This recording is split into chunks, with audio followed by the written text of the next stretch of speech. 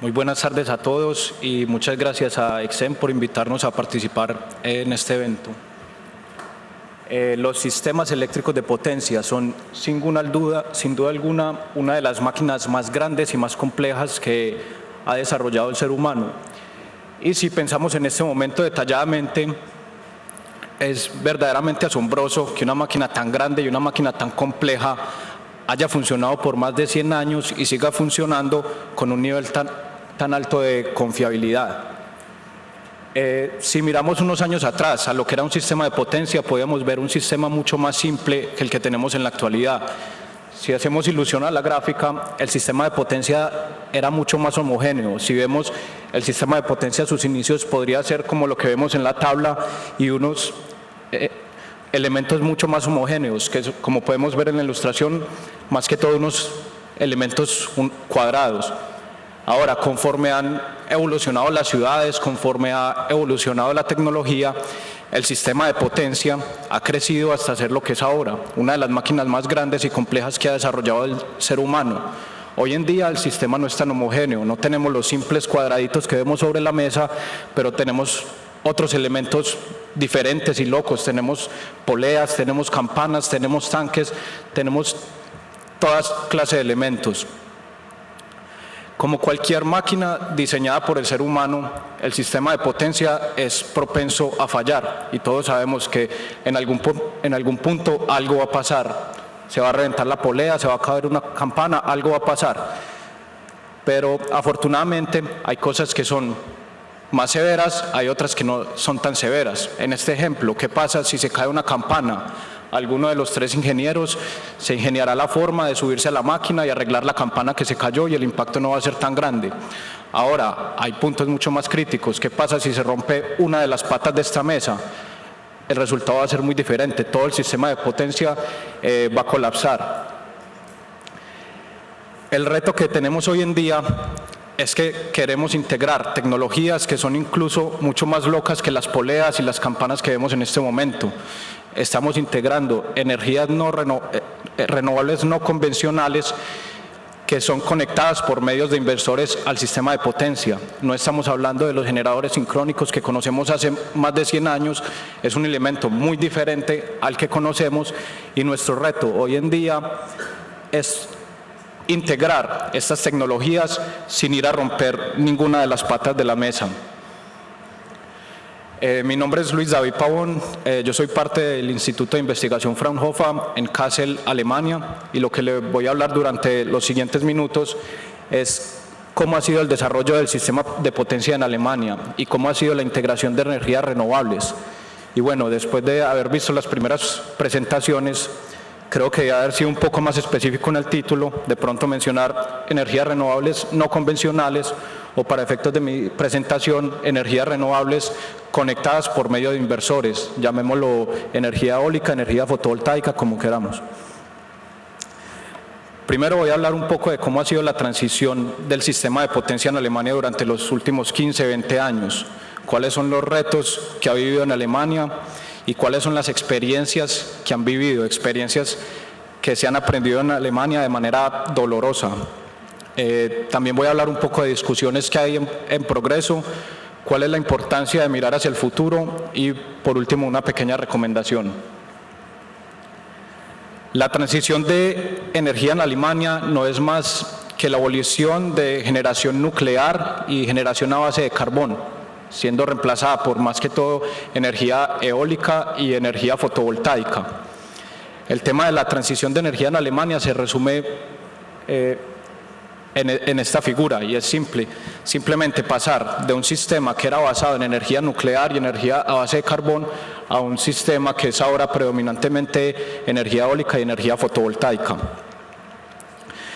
En esta diapositiva tengo un poco en detalle cómo ha sido la evolución y cómo han desaparecido paulatinamente muchas de las plantas nucleares en Alemania. Lo voy a hacer un poco rápido, pero aquí podemos ver, en el 2008 desapareció una planta de más de 1.200 megavatios, 2009 en el sur de Alemania, más de 900 megavatios, 2009 norte de Alemania, 800 megavatios, 1.300 megavatios paulatinamente han desaparecido. ¿Todo para qué? Para dar cabida a generación eólica y a generación fotovoltaica.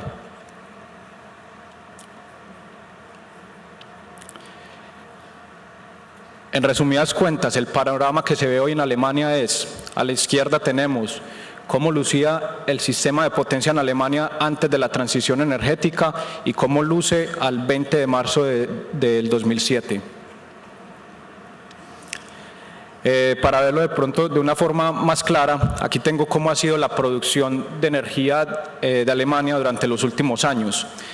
Aquí de pronto es importante enfocarnos en la franja roja, que es energía nuclear, la franja café y la franja negra son carbón, y las franjas verdes y amarillas, la verde es energía eólica y la amarilla sería energía fotovoltaica.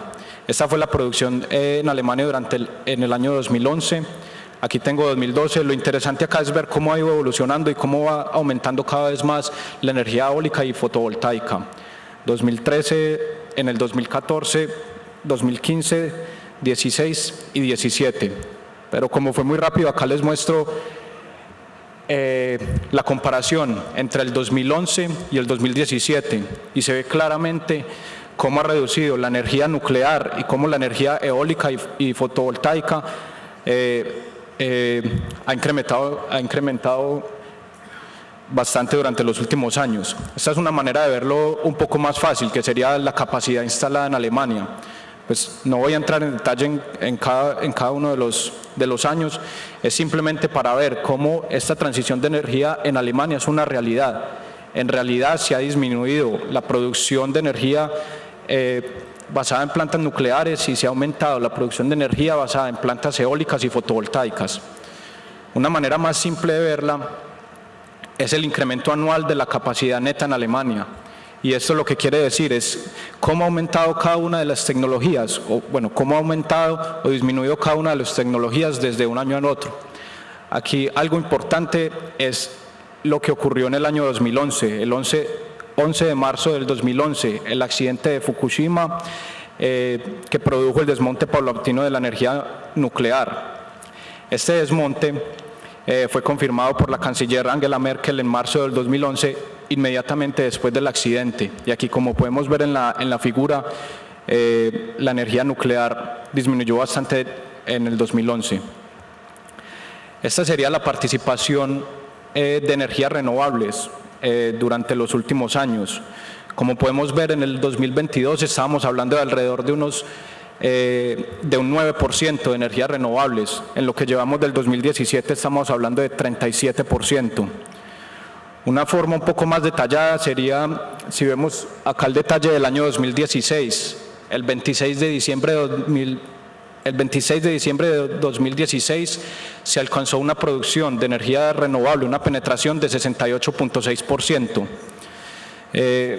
Si vemos en la figura de abajo, teníamos casi 4 gigavatios de energía fotovoltaica, teníamos más de 30 gigavatios de energía eólica y la sumatoria de todas las energías convencionales era alrededor de 19 gigavatios, por lo que se llegó alrededor de un 68% de energías renovables.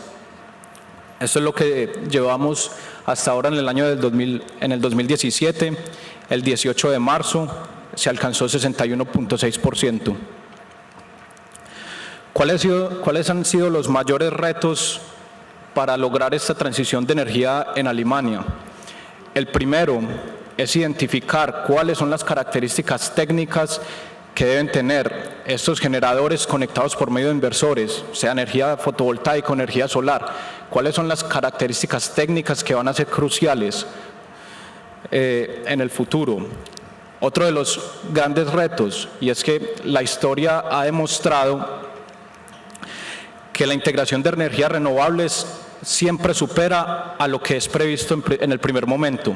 Por lo general, la gente encargada de planeación, ellos planean un valor y la historia siempre ha demostrado que ese valor siempre se supera.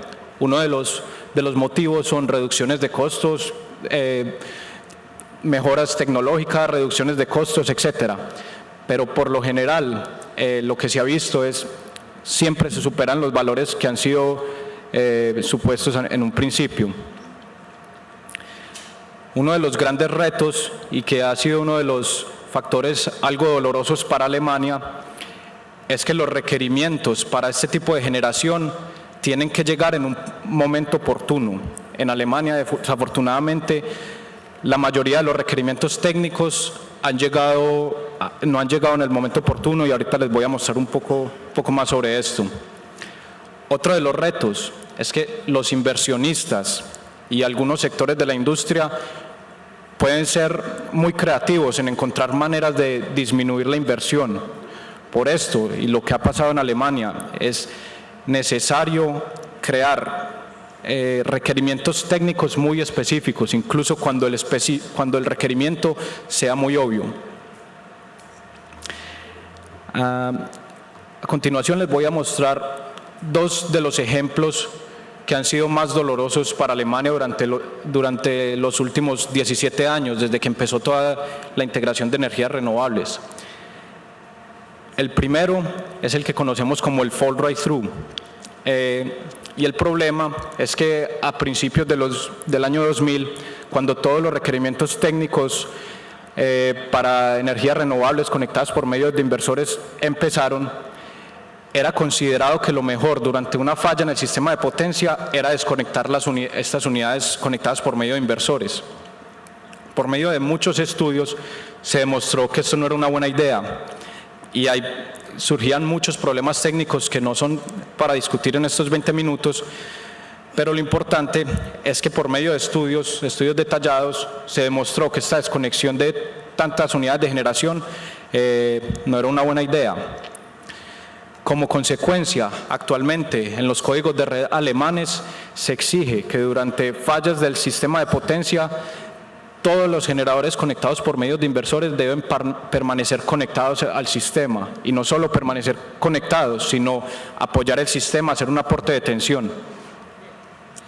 El problema, esta figura que vemos acá, es el código de transmisión alemán del 2007, cuando empezó cuando se identificó el problema del fall right through. El problema es que en este punto más de 20 gigavatios de energía eólica ya habían sido instalados cuando surgieron estos requerimientos. Como consecuencia se crearon una serie de decretos que lo que hacían era ofrecer remuneración a los propietarios de generadores basados por medio de inversores para que cumplan esta característica. Esto a lo que condujo fue a costos extras significativos. Para finales del 2013, alrededor de 8.600 megavatios de plantas eólicas tuvieron que ser remuneradas para que cumplieran la característica de fall right through. ¿Y esto por qué? Porque el requerimiento técnico llegó muy tarde. Y nunca hubo en realidad una necesidad técnica para que estos generadores no cumplieran con esta capacidad. Simplemente no se anticipó, la gente que estaba a cargo de hacer la planeación nunca anticipó un incremento de energías renovables tan grandes como lo que se tiene ahora en Alemania, y por muchas razones el requerimiento técnico llegó años tarde, lo que produjo grandes sobrecostos. Otro gran motivo fue que sectores de la industria que estaban encargados, que tenían que pagar extra por tener características como estas, se opusieron a dicho cambio. O sea, como decía ahora, fueron creativos en la manera de evadir estas características, lo que produjo grandes sobrecostos. Otro de los grandes problemas en Alemania, y que ha sido también un problema doloroso, es conocido como el problema de los 50.2 Hz. En Alemania, a diferencia de lo que veíamos ahora en las presentaciones, hay muchos generadores conectados a las redes de baja tensión. Hay muchísimas generadores fotovoltaicos en los techos de las casas en Alemania. Cuando surgieron los requerimientos técnicos para este tipo de generadores conectados en la red de baja tensión en el año 2005 y 2006, fueron derivados de requerimientos para cargas en el sistema de distribución. Por lo tanto, era considerado que ante fallas en el sistema de potencia, todos los generadores fotovoltaicos conectados en la red de baja tensión se debían desconectar. Por ejemplo, en este caso específico, si la frecuencia subía de 50.2 Hz, todos los generadores en la red de baja distribución se podían desconectar. En este punto no existía ninguna limitación técnica para que los inversores se desconectaran. Cualquier inversor pudo haber soportado una desviación de frecuencia mucho más grande. Simplemente, de nuevo, errores en planeación, los requerimientos llegaron tarde y por consecuencia lo mismo que con el fall right through, grandes sobrecostos. Hasta el momento han habido 2 eventos que han hecho que la frecuencia supere los 50.2 Hz en Alemania. El primero fue una falla que afectó todo el sistema europeo y el segundo fue el apagón de Italia en el 2003. Todos estos eventos han demostrado que el requerimiento de desconectarse cuando la frecuencia fuera mayor de 50.2 Hz fue un error. Hoy en día lo que se exige en los códigos de transmisión es que cuando la frecuencia supere 50.2 Hz, los generadores deben permanecer conectados y lo que deben hacer es simplemente disminuir la potencia que están inyectando con un gradiente de 40% por Hz. No es motivo de la presentación entrar en detalles técnicos, lo único es recalcar que cuando empezaron los requerimientos para este tipo de generadores, se tomó la decisión incorrecta, no se anticiparon bien las necesidades del sistema de potencia y al igual que con el fall right through, este problema produjo grandes sobrecostos. Esto es un resumen de los principales códigos de red en Alemania, una línea del tiempo y también ubicados por el nivel de tensión. Alrededor del 2003 entraron los primeros requerimientos de conexión para niveles de alta y extra alta tensión. En el 2007 entró el código de transmisión del 2007, fue el que les acabo de mostrar las figuras, exigiendo fall right through, exigiendo reducción de potencia cuando la frecuencia superara 50.2 Hz. Como experiencia en Alemania, todos estos problemas pudieron haber sido previstos y todos los requerimientos de red entraron tarde, todos entraron, ninguno de ellos entró en el momento oportuno.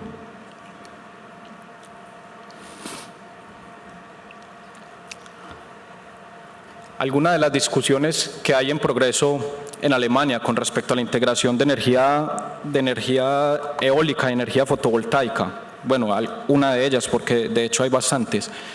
Una de las principales discusiones es decidir si este tipo de generación debe participar o no en el mercado de reservas de potencia primaria y secundaria.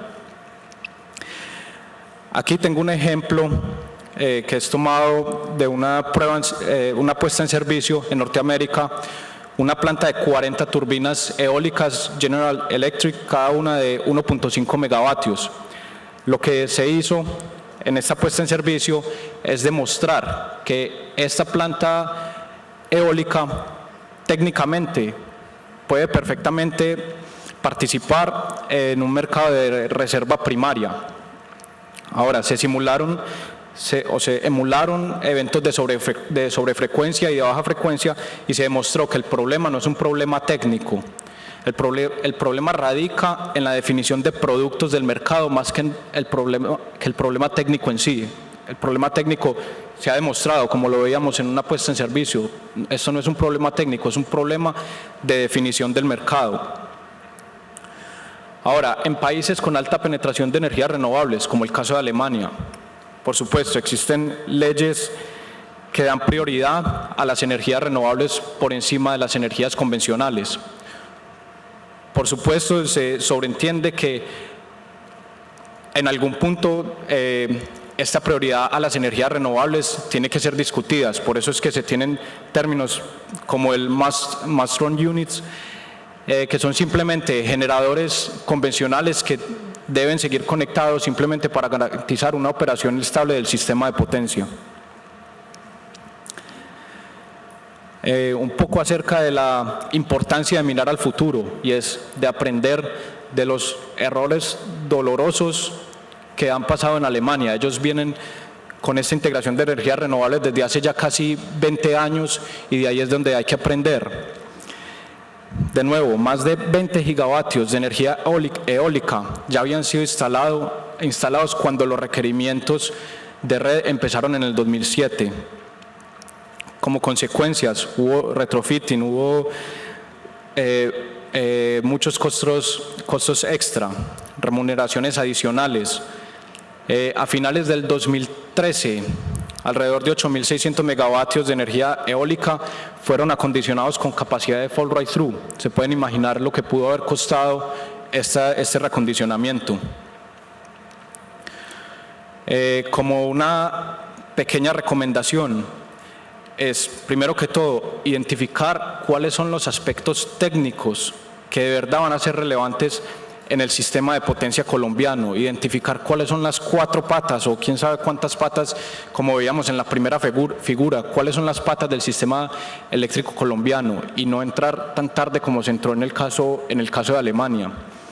¿Cuándo son requeridos? ¿En dónde son requeridos? ¿Y bajo cuáles circunstancias son requeridos estos requerimientos técnicos? Esta es la única forma de evitar estos acondicionamientos futuros. De hecho, en Alemania, problemas como por ejemplo el fall right through fueron identificados por medio de estudios y fueron, de hecho, estudios muy detallados. O sea, por medio de estudios, llamémoslos, por medio de estudios estáticos, problemas como estos nunca se hubieran identificado. Como recomendación, hay que realizar estudios detallados, estudios dinámicos, estudios con modelos adecuados. El modelo de este tipo de generación conectada por medio de inversores es demasiado diferente al modelo que conocemos de un generador sincrónico. Si aquí en Colombia queremos conectar una planta hidráulica al sistema colombiano, con toda seguridad que quien esté desarrollando el estudio va a conocer el modelo del generador sincrónico, va a saber en qué rangos están los parámetros, va a saber cómo modelar una VR, el excitador, etcétera. Ahora, cuando estamos hablando de generación conectada por medio de inversores, los modelos son muy diferentes y peor aún, la respuesta dinámica es muy diferente a la de un generador sincrónico. Un generador sincrónico por sí mismo de alguna manera sabe cómo comportarse en el elemento de una falla en el sistema de potencia. El generador sincrónico inherentemente sabe que tiene que soportar tensión, él tiene su masa, él puede aportar por naturaleza. Ahora, un inversor es como un niño, un inversor, hay que decirle absolutamente todo. Al inversor hay que decirle, esto es una falla en el sistema de potencia, cuando ocurra la falla, usted tiene que comportarse así, así y así. Es decir, la respuesta del inversor depende única y exclusivamente del que lo haya programado. En sistemas de potencia tan grandes como el sistema de potencia europeo o incluso como solo el sistema de potencia alemán, pueden tardar años antes de que alguno de estos fenómenos ocurra. Por ejemplo, el fenómeno del fall right through, en realidad fueron estudios y se encontró por medio de estudios que la desconexión no era una solución. Ahora, sistemas de potencia como el sistema colombiano, que son mucho más pequeños en comparación con el sistema europeo o con el sistema alemán. Este tipo de fenómenos pueden tornarse críticos mucho antes de lo que se pueda esperar. De nuevo, no subestimar los estudios con generación conectada por medio de inversores. Los modelos no son modelos, como dice aquí, no son modelos plug and play, son modelos difíciles de parametrizar. La respuesta depende única y exclusivamente de lo que haya sido programado.